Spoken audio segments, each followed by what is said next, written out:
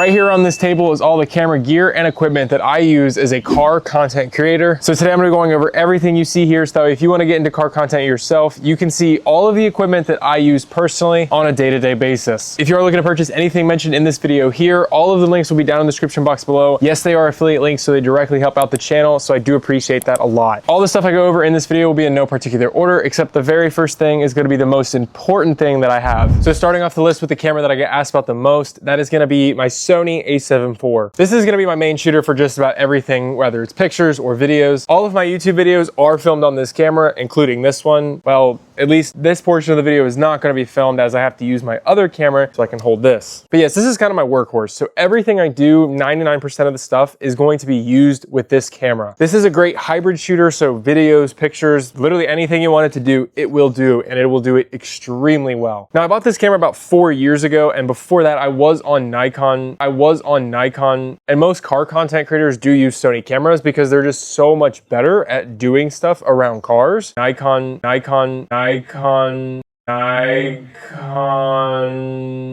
What?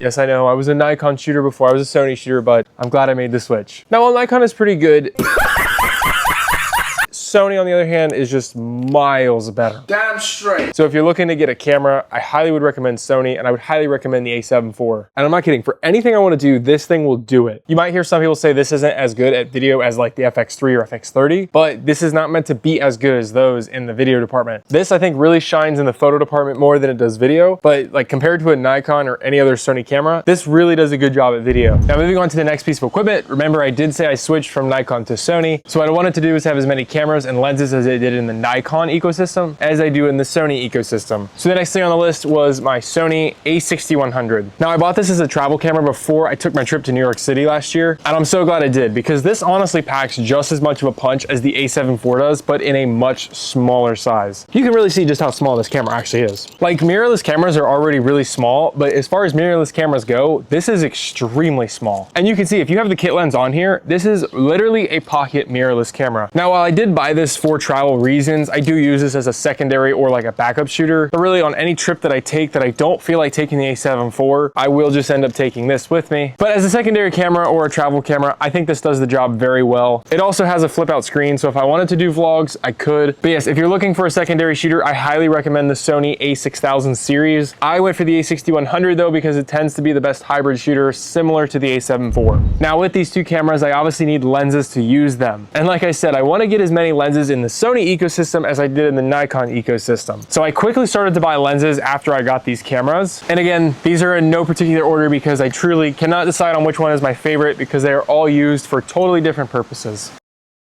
But with that being said, the first one on the list is going to be my Sigma 24-70mm f2.8 lens. As soon as I bought my a7 IV, I immediately went and bought this lens. Just about 99% of the stuff I do, this lens can do it. Any kind of photo shoot, video shoot, YouTube, even a vlog if I wanted to. And that's exactly why I bought this lens, is because it not only can cover about just every focal length that I use, but it also has the f2.8 aperture, so I can do it in just about any light I need. And if you're already into photography and videography, it comes as no surprise that the 24-70 is like the god tier of all lenses. But if you're new to photography and videography, I would definitely look into these lenses because they cover everything. Now, the next lens on this list is going to be one I already mentioned before, and that is going to be the new kit lens I have for my a6100, and this is going to be a Sigma 18-50mm f2.8. And the reason I bought this is because this is very similar to my 24-70, and let me explain that. So the a6100 is going to be a crop sensor camera at 1.5 times magnification, meaning that any lens that I put on this camera is going to have 1.5 times more focal length added on to what it actually says. The a7 IV, on the other hand, is a full frame sensor, meaning that any focal length I put on there, that is the true focal length that's on there. So 24mm on the a7 IV truly is 24mm. But for the a6100, however, 18mm on this sensor is actually 24mm, meaning that this has the same focal range as this when they're paired on their respective cameras. But when you look at the size difference of these things, it's probably not believable.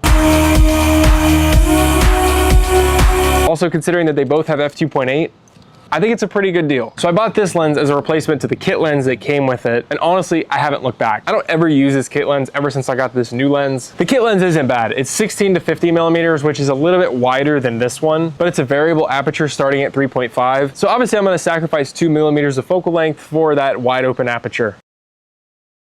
And yes, this lens is a little bit bigger than this one, but again, it's 2.8 versus 3.5 and up. Now on to my next lens, and this is the one that has been recording on the camera this entire time. That is gonna be my Rokinon 14mm f2.8. Now you can argue that the Sigma 24-70 looks better than this one, and I'd have to agree with you. It's not only sharper and it provides a better image quality, but it's just easier to use, and it has better autofocus. But this one provides a really wide look that I seem to like a lot. And I can honestly say for the price, I've never been happier with any other lens than this lens right here. Not only does Rokinon make some really good lenses for the price, but this specific 14mm has been my favorite lens I've probably ever used. I picked this up for $190 used on eBay, and for the price, you seriously cannot complain. In the past, I've only used these for photos, but as of recent, I've been using them for videos a lot more. I really like the warped look it gives to the videos because it is such a wide angle. So for comparison, here's the 14mm lens that you have been seeing this entire time, and now here's the 24mm that you're seeing right now. With the 24mm, you can't see anything on this table, but with the 14, you can. Now, yes, this can be too wide for some shoots, and that warped look probably isn't the best look for every single shot, but for things like YouTube, I honestly do really enjoy this. I think it adds a new perspective to the videos. So out of all the lenses you're gonna see here today, this is the one that you're gonna see a lot more of in the future. So on to the next lens, we're gonna have my Samyang 85mm f1.4. Yes, I said 1.4. This lens honestly gives me some of the most beautiful and creamy images I've ever seen in my life. The bokeh that you get out of this lens is perfect. Now, while I don't use this really for any video, I do find this to be perfect for a lot of photo shoots. Now, maybe in the future I will use this for some videos, but I don't really find a need to do so right now. At least for social media purposes, I don't really find a need to. Maybe if I was doing some more cinematic stuff, I would, but as of now, I'm not going to. But if you're looking to get a really good quality lens to look at like more detailed shots of cars, I definitely would say an 85mm would be the choice. And if you can't afford the f1.4, definitely go for it. And if you want to be able to afford an f1.4, definitely recommend Samyang or Rokinon. They have been the best lenses I've used for the price over the past like 8 years now. So I definitely recommend picking one of these up. Now, the last lens on this list is very similar to the last one, and that is gonna be my Rokinon 35mm f1.4.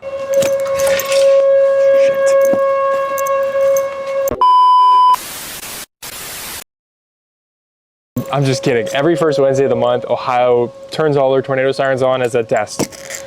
And I forgot it's the first Wednesday of the month. That was really perfect comedic relief there because it wasn't planned.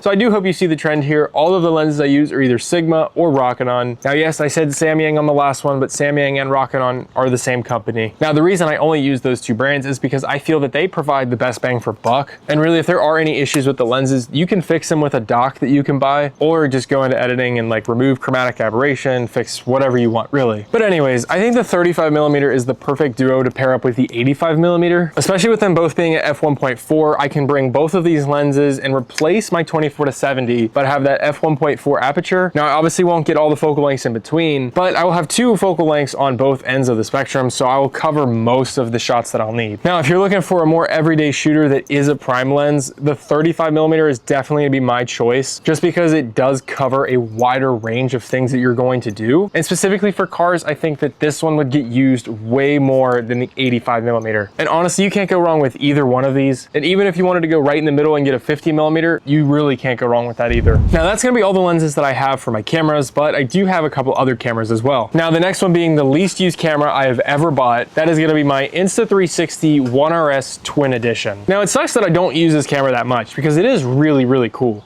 Basically, what I wanted to do was buy a GoPro to mount on the outside of my car, so when I do videos, I can just suction cup it and not worry about it. If it falls, it falls. It's a very strong camera, and it's meant to do that. This camera has served that purpose just a few times. Now, the really cool thing about this camera, and really the whole reason I bought it, it's sort of like a modular GoPro. All of these pieces can be taken apart, which means that because it's modular, you can actually take the lens off and then sub it for this 360 camera lens, which is really cool because I couldn't decide between getting a 360 camera or getting just a regular GoPro. Now, it really sucks that I can't do both at once, but it's really nice because I saved money doing this and just buying one camera versus buying two separate cameras. Now, I do plan to use this a lot more because you see all the footage with the 360 cameras mounted to the back of the cars. As far as mounting this to the car goes, I don't do it anymore because now what I do is either mount up my A7 IV or my A6100. So yes, this is easier to mount and way lighter. It's nowhere near the same quality as even my A6100, let alone my A7 IV. So unfortunately, most of the time this one just gets put on a stick and used as a secondary vlog camera or like a small travel camera to do whatever.